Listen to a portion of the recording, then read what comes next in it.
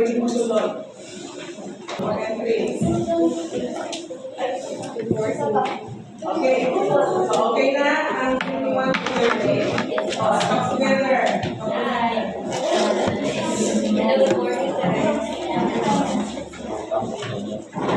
Okay.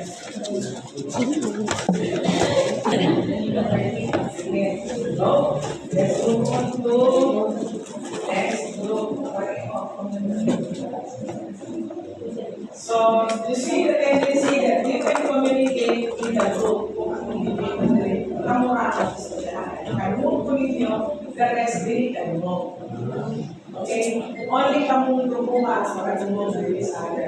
So you can talk and you can share.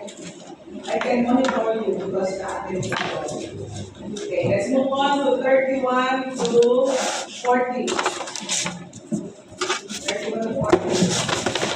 Okay, open.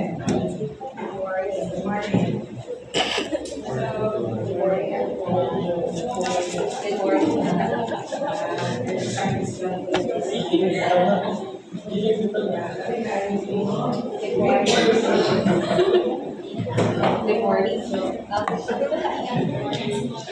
O nyari mong lojo. Good morning.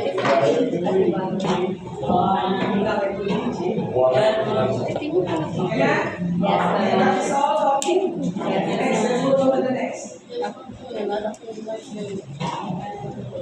41 to 50. Last. 41 to 50. So I don't think about things, so we should move. 41 to 50. Can you hear me? Good morning, 41. Good morning, ma'am. Ayaw tanaw natin. Iyon ang imong Good morning, ma'am. Good morning, ma'am.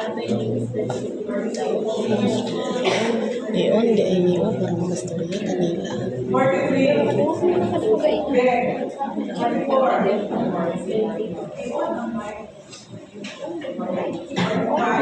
morning, ma'am. 46. Good morning, ma'am. Good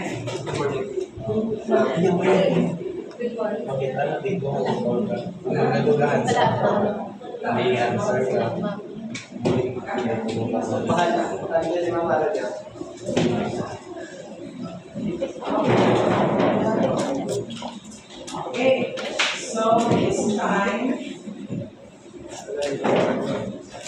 I will open the byline and you are going to practice meetings to one another, talking to one another, sharing your ideas on how to use the skills lab.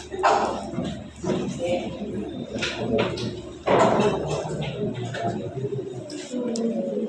Ako lang i-on tanan. So, kung i-on na ko tanan, 1 to 20 usap, 1 to 20. So, 1 to 20, I'll give you 5 minutes.